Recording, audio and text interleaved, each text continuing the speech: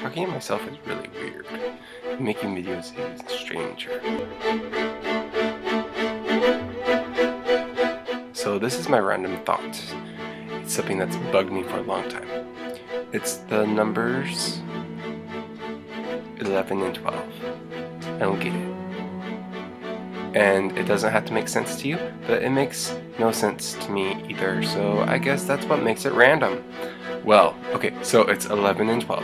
These numbers confuse me because they make no sense.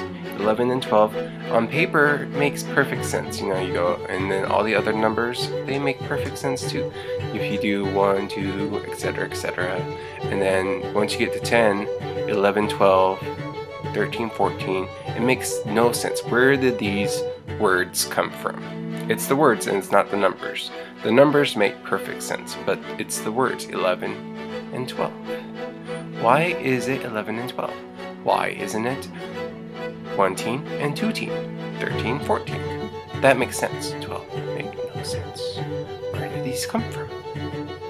I'm sure they come from some kind of Greek word in the dictionary or wherever their actual origin, but in life they don't make sense to me. No one ever taught me where these words came from, but a lot of the English words make no sense to me, and I speak English.